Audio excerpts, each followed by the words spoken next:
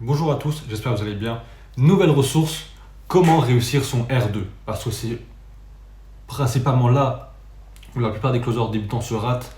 Je pense facile 80% des closers débutants se ratent. 80% des premiers appels qu'on fait finissent en R2 quand on est débutant. Donc le mieux c'est vraiment de réussir son R2 simplement et facilement. Alors, pour le R2, c'est pas si compliqué que ça non plus. Voilà, on fait l'appel normal, le R1, l'appel de closing. Entre le R1 et le R2, il y a en moyenne en closing 24 heures à 72 heures. En tout cas, c'est ce qui est conseillé. Au-delà, c'est plutôt risqué. Du coup, dans cette vidéo, on va vraiment voir au maximum 72 heures. Donc, bref, voilà, il y a 72 heures. Maintenant, il faut réussir à garder le lead chaud durant ces 72 heures. Ça peut être compliqué au premier abord, mais franchement, il y a pire. Il y a plus compliqué, par exemple, sur des R2 plus longs. Voilà, une semaine, 2 semaines, 3 semaines. Là, c'est plus compliqué de garder la chaleur, ça c'est sûr.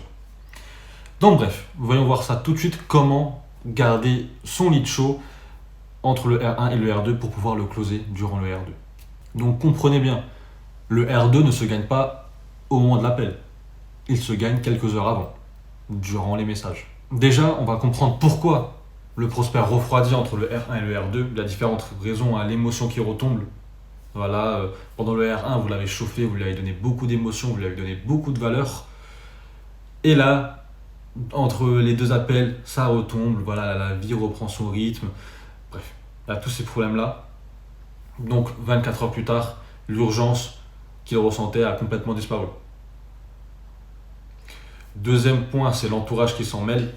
Voilà, il parle à son conjoint, à ses amis, à ses parents. Quelqu'un lui dit: est-ce que tu es sûr parce que c'est cher? Est-ce que tu es sûr que c'est pas une arnaque? Est-ce que si, est-ce que ça? Voilà, il y a tout ça qui rentre en jeu. En bref, l'extérieur sème le doute. Donc l'entourage s'en mêle, l'environnement s'en mêle, rien que le fait d'être tout seul, ça s'en mêle. Il commence à s'imaginer des choses, il anticipe parce que tu vas signer. Là, il a une certaine pression, il se prépare à dire non pour ne pas céder. En gros, il veut sortir gagnant. Il y a aussi une partie d'ego. Il y a une partie d'ego, il veut se sentir gagnant. Et le troisième point, c'est pas trop d'impact, mais ça peut avoir un impact si la société n'est pas si connue que ça, si l'infopreneur n'est pas si connu que ça, c'est qu'il fait des recherches Google. Il regarde les avis, il compare, ça se trouve il va prendre d'autres appels avec d'autres concurrents. Bref, encore une fois, c'est le doute qui s'installe. Il y a aussi une partie qui est plutôt chez vous. Voilà, c'est à la fin du R1. Ça se trouve, il va dire qu'il est tellement chaud qu'il va vraiment signer, qu'il a juste regardé un petit point. Et du coup, vous, dans votre tête, vous vous dites que c'est gagné. Malheureusement, c'est pas gagné. Voilà. Le fait que vous dites que c'est gagné va vous faire foirer des choses, vous faire foirer vos messages, vous faire foirer le R2. Bref, ça va vous donner une énergie de victoire trop vite. Et du coup, vous allez vous prendre un karma pas possible. Donc, vraiment, ne ressentez jamais que vous allez signer. Le nombre de fois que j'ai ressenti ça au final, j'ai jamais signé quand j'ai repensé comme ça. Donc, ne vous dites jamais, ok, c'est signé. Même en plein R1, tant que vous n'avez pas reçu le virement, ne vous dites jamais que c'est gagné. C'est comme ça. L'énergie que vous dégagez à votre prospect, quand dans votre tête vous vous dites c'est gagné, est une énergie qui est très négative pour le prospect et lui va forcément fuir, va trouver un moyen de ne pas signer. En bref, du coup, les différentes raisons qui font refroidir le prospect, peu importe la raison, si c'est les 4 raisons, si c'est une seule raison de tout ça va vous mener soit à un ghost, soit à un message qui va être finalement j'ai réfléchi et on ne va pas signer, et après il vous ghost, il ne va même pas venir en R2, etc., etc. Donc, comme dit, c'est pour ça qu'il faut faire attention aux messages. Attention à comment vous allez garder le prospect chaud dans les 72 heures, ou parfois même dans les 24 heures. Alors, si tu lui laisses 48 heures de silence, voilà, entre ton R1 et ton R2, c'est pas un prospect chaud que tu retrouves le R2, hein. C'est vraiment un prospect refroidi, un prospect qui va te ghost, un prospect qui va te dire non, un prospect qui ça se trouve, va signer chez quelqu'un d'autre. Bref, le fait de lui donner aucune valeur entre les deux appels va créer un énorme gouffre entre le moment où il était en R1 et le moment où il était en R2. En R1, il était quand même plutôt chaud, mais juste il dit je vais y réfléchir, mais sinon ça va, il était plutôt ok. En R2, non, c'est mort. C'est mort. Si même vous arrivez à décrocher un R2. Alors, comment faire les messages? Il y a 3-4 actions principales. Voilà, l'action numéro 1, c'est après l'appel, 1 heure, 2 heures après, vous lui envoyez un message de confirmation de rendez-vous. Et là, vous réactivez l'émotion clé et après, vous lui donnez une mini-action à faire avant le R2. Donc, par exemple, je lis ce que j'ai écrit. Hello Thomas, merci pour l'échange de tout à l'heure. J'ai bien noté qu'on se rappelle demain à 15 h. Voilà, en attendant, prends 5 minutes pour bien clarifier X, Y, Z, ces différents problèmes. Mais il faut vraiment utiliser un problème. Vous devez le découvrir en R1, son plus gros problème. Voilà, parce qu'il va vous sortir plein de problèmes. Mais il y a forcément un problème qui trône sur le reste. Donc bref, prends du temps pour clarifier bien ça. Vous réactivez l'émotion. Et après, on en reparle, blablabli, blablabla. Pourquoi ça marche? Parce que du coup, tu confirmes le rendez-vous. Il se ressent engagé. Il y a à nouveau de l'engagement qui est mis. Tu réactives l'émotion. Alors, ensuite, l'envoi de la valeur. Il faut envoyer de la valeur. Voilà, la valeur doit être personnalisée en fonction du prospect. Si c'est un prospect de profil bleu, ça va être différent d'un prospect d'un profil jaune. Ce n'est pas du tout la même chose. Un témoignage client, voilà, qui ressemble à sa situation, à son profil. Donc ça peut être un screenshot, une vidéo, une ressource utile. Voilà, c'est de la valeur, vous lui donnez de la valeur. Et une question ouverte qui le fait réfléchir. Dis-moi, est-ce que tu as déjà pensé à blablabli, blablabla. Ça peut être un nouvel angle. Par exemple, je sais pas, son objectif c'est de perdre du poids. Il vous a dit qu'il a déjà testé X, Y, Z. Vous revenez, vous lui dites, est-ce que tu as déjà pensé à faire ça? Ça vous donne une posture d'expert, une posture, vous lui donnez une ressource, donc la confiance en vous, donc il y a tout ça. Même si moi je prône principalement du coup un témoignage client et une ressource utile, ou une ressource utile, et quoi qu'il arrive, vous devez forcément finir par une question ouverte. Engager un peu de la conversation, engager de l'engagement envers le prospect. Après, quelques heures avant le R2, vous envoyez un autre message pour lui confirmer la présence. Donc, salut Thomas, juste pour te rappeler, on a rendez-vous dans 3 heures. Prends 5 minutes pour noter les différentes questions sur lesquelles tu as envie qu'on creuse et on creusera tout ça. À tout à l'heure. Voilà. Ça, c'est vraiment idéal pour le 48 heures. Pour le 48 heures, c'est vraiment le format idéal. Pour le 72 heures, le mieux, c'est que du coup, vous faites 2 ressources. 2 ressources, c'est-à-dire, par exemple, vous mettez un témoignage client et la deuxième fois, ça va être la question ouverte. C'est le meilleur. Ça engage la conversation, ça fait une présence, ça fait pas juste seulement vendeur. Donc voilà les différentes étapes, les différents messages à envoyer, pour la caméra est penchée, à envoyer au prospect. Je crois qu'elle est toujours penchée la caméra, bref. Tant que vous me voyez, c'est le principal. Donc voilà les différents messages à envoyer au prospect, voilà, pour le chauffer, pour le garder chaud. Mais imaginons que dans tout ça, il revient d'un coup en disant finalement, je vais pas y aller, finalement, j'ai pas envie, finalement, blablabli, blablabla. En bref, il annule le R2.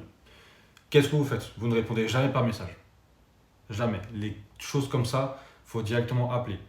Voilà. Il y a bien sûr des risques qui vous ghost en appel, ça c'est logique, c'est comme tout. Mais c'est beaucoup mieux de l'appeler que d'écrire par message. Parce que par message, vous lui demandez une justification.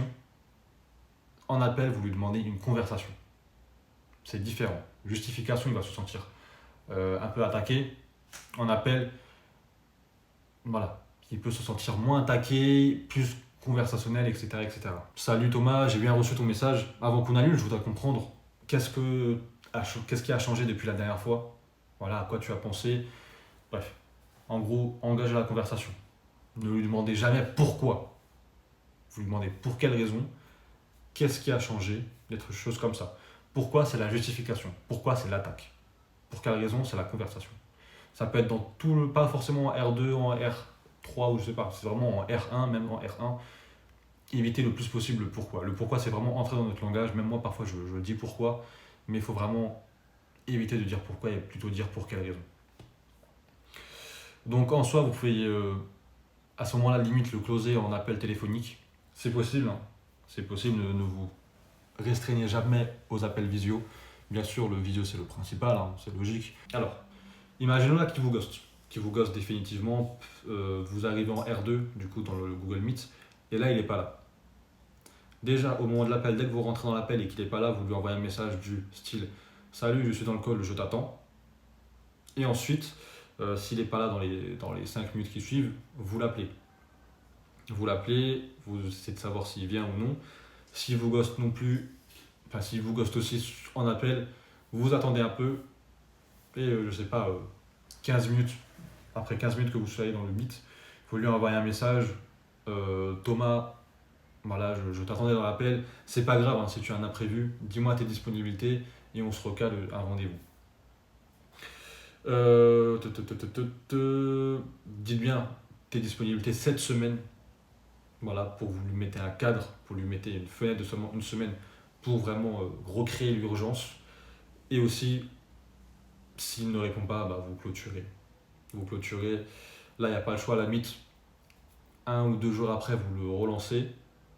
S'il n'y a rien, vous abandonnez. Et plusieurs mois plus tard, voilà, vous le mettez dans votre CRM no-show. Et les no-show, au bout d'un certain temps, vous les rappelez forcément. Hein. Je sais pas, je dirais, au bout de 2 mois, 3 mois, vous les rappelez pour les réchauffer, pour leur redonner envie de passer à l'action. Alors, quel message envoyer dans les 48 heures sans réponse? C'est un message break-up message. C'est comme ça que je l'appelle. Qu'est-ce que c'est le break-up message? C'est très simple. C'est donc en gros 48 heures, 72 heures max après l'annulation, après le ghost, vous devez lui envoyer un message. Alors pourquoi ce genre de message marche? C'est que malgré qu'ils n'ont plus envie, qu'ils ne manifestent ne plus avoir l'envie, au fond, si vous avez vraiment bien creusé en R1, vous lui avez bien creusé la douleur, vous lui avez fait bien ressentir tout ça, au fond, il n'a pas envie que la fenêtre se ferme à 100%. Donc ce message va faire que certains prospects qui ont juste une peur, une croyance limitante, vous répondront. Mais ceux qui n'ont vraiment pas envie, bon. Donc voilà, vous lui envoyez Salut Thomas, voilà, si je vois que c'est peut-être pas le bon moment pour toi, voilà, je clôture mon suivi, mon dossier de mon côté. Si ça jamais ça redevient pertinent pour toi, fais-moi signe. Bonne continuation. Ça crée du coup l'envie que ça ne se ferme pas, ça lui crée à nouveau l'urgence, ça lui crée tout ça. Ça va lui créer aussi une certaine culpabilité sur le fait qu'il avait l'occasion de s'en sortir et il ne l'a pas fait. Bien sûr, ça, comme dit, c'est les messages qui marchent seulement pour les personnes qui ne sont pas venues en R2, qui ont ghost malgré eux. C'est-à-dire croyances limitantes, peur, entourage qui sème le doute. Bref. Souvent, les prospects qui vont répondre à ça, c'est des prospects que vous devez prendre le plus vite possible en appel. C'est le plus vite possible qu'il faut les prendre parce que du coup, l'envie est à nouveau montée au max. Voilà, la peur de vous perdre, la peur de rester dans ce problème, la peur de rester dans ce poids, c'est de la transformation physique, va remonter et directement vous allez closer. Donc, dès qu'il vous donne un signe de vie, tu lui dis ok, on s'appelle dans 10-15 minutes. L'histoire est réglée. 10-15 minutes, vous l'appelez, vous faites le R2 qui était normalement prévu, et là vous avez closé. Donc bref, le R2 ne se gagne pas en R2, il se gagne entre le R1 et le R2, à travers des messages et de la valeur. 3 messages clés, voilà, message après le R1, message entre le R1 et le R2, et message juste avant le R2. En cas d'annulation, tu n'acceptes jamais une annulation par message, tu prends ton téléphone, tu l'appelles directement, et en cas de ghost, message de break-up. Donc bref, voilà tout. Voilà, vous avez également une ressource Notion qui résume un peu tout ça. Mais bon, la vidéo est toujours mieux parce que c'est plus humain, c'est plus simple à comprendre pour certains. Donc voilà, moi je vous dis à très vite et à bientôt.